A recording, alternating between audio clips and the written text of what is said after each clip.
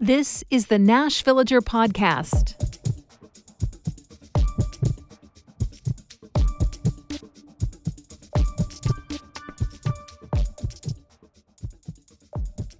It's July 14th, 2026.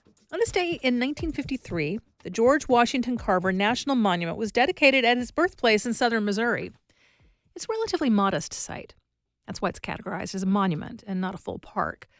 You can see log foundations representing the tiny cabin where he was born to enslaved parents at the very end of the Civil War, a pair of statues showing him as a child and a grown-up man, and here a recording of him giving a speech.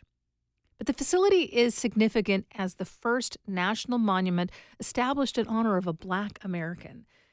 And he certainly was a remarkable man, an agricultural scientist, innovator, and educator who revolutionized the way farmers care for their soil in the South, took over the Tuskegee Institute from Booker T. Washington, and found hundreds of uses for the humble peanut. I'm Nina Cardona, and this is your daily digest of what's happening around Middle Tennessee with context and backstory from Nashville Public Radio, WPLN News.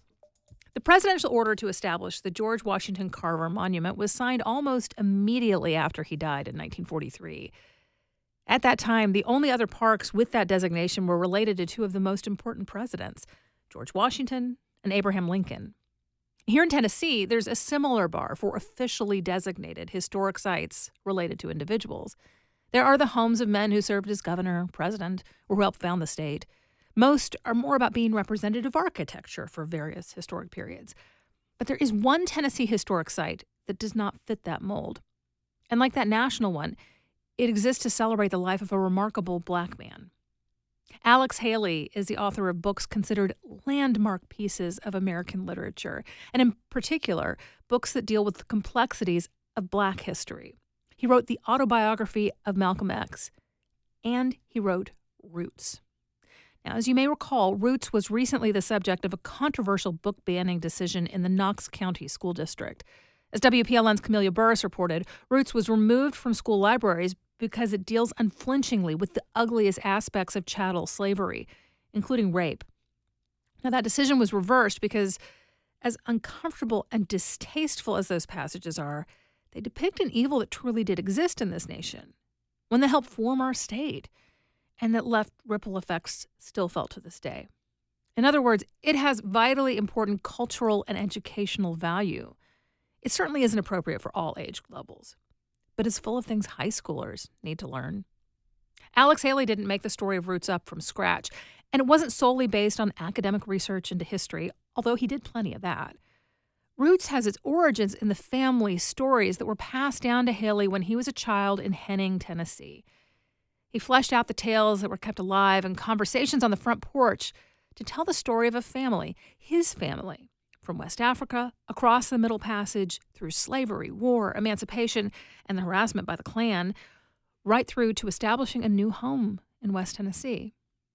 It is as vibrant and vital as it is because it's the product of multiple generations, making sure the next younger ones understood where they came from and how their circumstances were formed.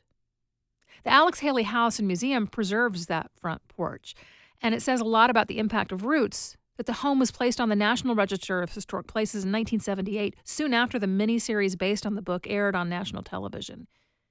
It became an official Tennessee historic site, open to the public in 1986, while Haley was still alive. And now it is an important repository of his writing, as well as being a center for people to work with genealogists on tracing their own family history. And it's quite the contradiction. On one end of the state, a site honoring Haley and the legacy that is so caught up in Roots.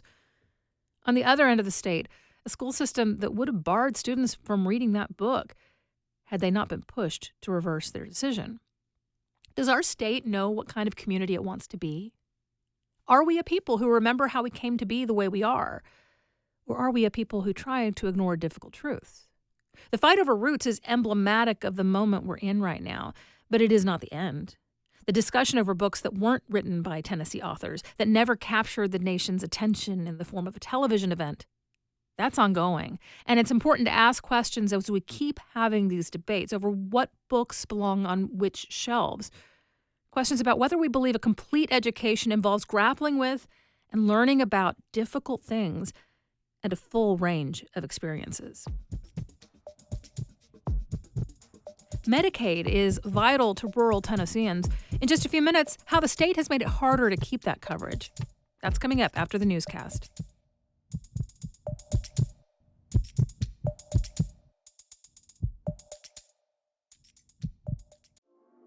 Best journalism in the nation. That's an apt description for a lot of what you hear on WPLN News. The proof this spring is in the array of journalism awards coming in. The Supermajority podcast won 3 national contests. Our investigative reporting, partnered with ProPublica, was named some of the best education coverage in the country. And for arts and culture, This Is Nashville and our music journalism are being honored on the national stage. We're proud, and you can be too. Here's the latest from WPLN News. U.S. Senator Marsha Blackburn has long been considered the Republican frontrunner in the race for Tennessee governor. Recent polling shows that the gap between Blackburn and Tennessee Congressman John Rose could be tightening as she refused to debate her Republican opponents for the August 6th primary. WPLN's Mariana Bacallao reports the fact she hasn't agreed to a debate may be a sign of her success. When the Tennessee Firearms Association sent out questionnaires to Republican hopefuls for governor, the only candidate that didn't respond was frontrunner Marsha Blackburn. Nor, to our knowledge, has she made any public statements as to what she would do if she became governor, at least on Second Amendment issues. And that we think is very concerning. That's TFA Executive Director John Harris. He says that's usually the case for incumbents. Campaign managers tell candidates not to do surveys from any organization if they're unopposed or have a significant lead in a race.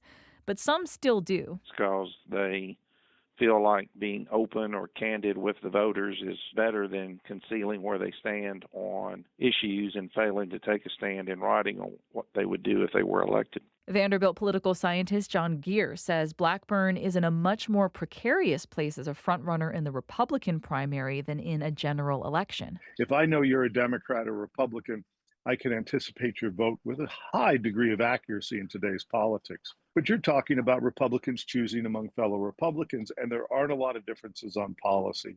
And so as a result, people's preferences are not going to be so set in stone, and they can be moved around. Blackburn, Congressman Rose, State Representative Monty Fritz, all 3 support President Trump, even if he hasn't made an endorsement in the race. So for Blackburn, a debate would be high risk, low reward. If she does agree to a debate, Geer says that's a sign that she could be losing ground. Mariana Bacallao, WPLN News. Families of immigrant children who are very sick or disabled and need state health care are again getting a reprieve from a state policy change that threatened deportation. The new court ruling is the second stopgap for those children enrolled in a state program who need ongoing and life-saving care. The state health department intended to start sharing the information with federal immigration enforcement at the start of this month. About 400 immigrant families were then asked to leave the program or risk being deported. The head of the Tennessee Justice Center calls the policy immoral and illegal. That group legally challenged the policy. Their suit says reporting the information forces families to make a difficult choice, choose leaving a program caring for their ill or disabled children, or risk exposing the family to deportation. Immediately after the lawsuit was filed, the Nashville judge overseeing the case issued a temporary restraining order stopping the state from moving forward. Now that order has been extended. The nasty stomach bug popping up across the country has now affected between 11 and 30 Tennesseans. That's still relatively low compared to neighboring Kentucky with 100 reported cases and North Carolina with more than 200. But that doesn't make it any less worrying. The Centers for Disease Control says the most common way to get the bug is through fresh produce grown with soil or water polluted by feces. That's mainly berries, herbs, and leafy vegetables found in salad mixes. For some people, cyclosporiasis lasts for days. Some folks with persistent or severe infections will need antibiotics.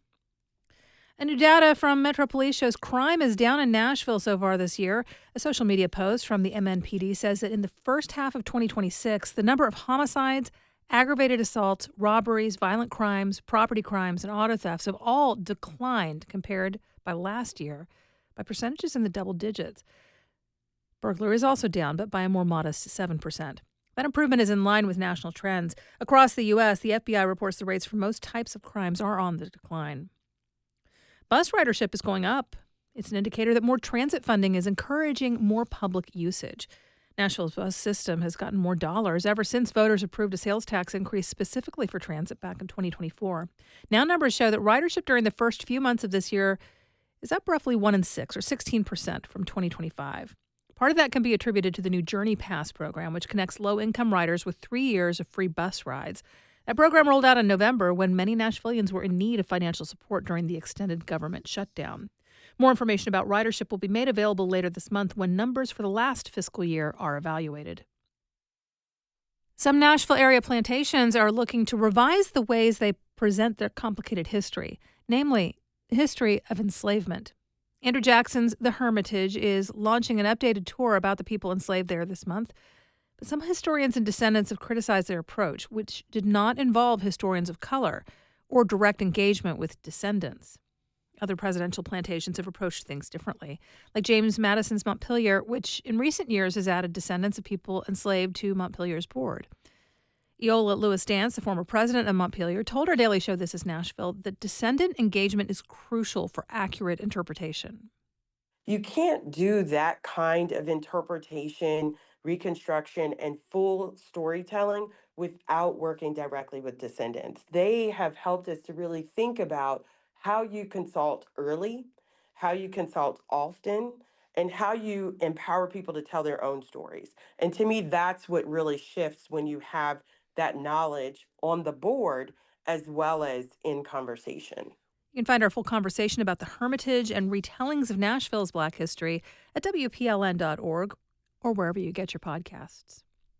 A historic steam locomotive that sat idle in Nashville Centennial Park for more than 60 years is one step closer to hitting the rails again. WPLN's John Boyle reports at the culmination of a decade-long restoration effort.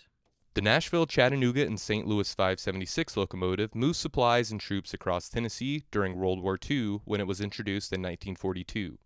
The 576 became a local fixture after it was retired and placed in Centennial Park, where it remained for more than 6 decades. Now, restoration officials plan to fire up the locomotive for steam testing for the first time since 1952. Joey Bryan is the vice president of the Nashville Steam Preservation Society. We've spent the past decade working towards this goal. It's going to be a very, very special event, not just for us, but generations of Nashvillians that grew up with the locomotive in the park. Once the project wraps, steam excursions on the 576 are expected to start in 2027. John Boyle, WPLN News. You'll find more news anytime at WPLN.org.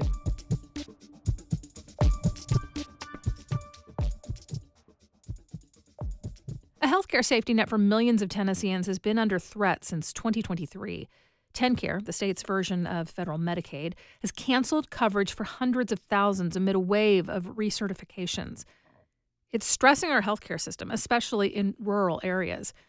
In our series Healthcare Hollow, WUOT's Pierce Gentry tells us how that's affected a family in Crossville, Tennessee. 13-year-old Journey Cottle was born with disabilities. She was premature and kept in neonatal intensive care for weeks. Doctors diagnosed her with Down syndrome soon after. Her father, Keith, says raising Journey hasn't been easy. She can't walk long distances. Her feet are angled inward. She does not feed herself, so all of her meals had to be fed to her. And on top of that, she has sensory issues. Lots of sensory issues. In 2018, the Cottles applied for TennCare, Tennessee's version of Medicaid. Keith had been injured and had to quit his railroad job that provided the family's health insurance. But Journey still needed round-the-clock care. We applied, and they were approved easily. Very easy process. For Journey, the coverage provided by TennCare became necessary to sustain her life. The family lives in Crossville, a rural area many miles away from specialized treatment in Nashville or Knoxville that Journey frequently requires. She also needs expensive medicines and mobility devices that would cost thousands of dollars without insurance. The entire time, covered with TennCare insurance, never a problem ever. And you can imagine the millions of dollars it would have cost me. Keith says Journey's coverage was renewed year after year with no problem. Then, in 2023, TennCare said it wanted additional information to recertify Journey's coverage. Keith was told to fax proof of disability, proof of income, and even his car registration. Despite all of that, one day Journey stopped receiving diaper deliveries. Keith made a call to find out why. Apparently, Journey has been terminated with her insurance through TennCare. Journey was one of hundreds of thousands of Tennesseans who lost their health care as part of what's known as the unwinding. Here's what happened. During the COVID-19 pandemic, the federal government stopped reviewing people's eligibility for Medicaid to make sure they were still able to get health care during a global pandemic. In 2023, when that pause was lifted, more than 1 million Tennesseans were asked to prove they were still eligible for TennCare. That volume of recertifications overwhelmed state workers at TennCare. Enrollees say mistakes and technical glitches by the agency caused around 500,000 people to lose their coverage. I'm nervous now knowing that she has no insurance. And a child in her situation, like I said, cannot be without insurance. By federal law, families are entitled to an appeal process when they lose Medicaid. In Tennessee, they also must have, quote, good cause to appeal. In other words, something beyond their control. The Cottles say TennCare decided they didn't have good cause, so they were forced to reapply for Journey's coverage. That can be dangerous, says Gordon Bonnyman. He's co-founder of the Tennessee Justice Center, which advocates for healthcare access for all Tennesseans. It's important that this process work. It literally can be a matter of life or death. Bonnyman says in the past, TennCare applied the good cause rule generously. Almost any reason could be used to appeal the termination of coverage. But during the unwinding, he says that all changed. Instead of allowing anyone to appeal the termination of their coverage, TennCare started applying restrictions to the appeals process. Enrollees were required to show proof of good cause. They just said, well, if you're late and you didn't volunteer that there's a death in the family or you were in the hospital, sorry, you lose your opportunity to appeal. That's the basis of a lawsuit the TJC filed on behalf of the Cottle family and dozens of others, accusing TennCare of not following its own rules. A federal judge ultimately sided with the TJC and its clients last year and sent the case to mediation with TennCare. Bonnyman says they couldn't come to an out-of-court agreement. Instead, TennCare petitioned the state government to alter its good cause rule so that it's no longer in the wrong. This year, the General Assembly approved that change, effectively allowing TennCare's previously illegal behavior.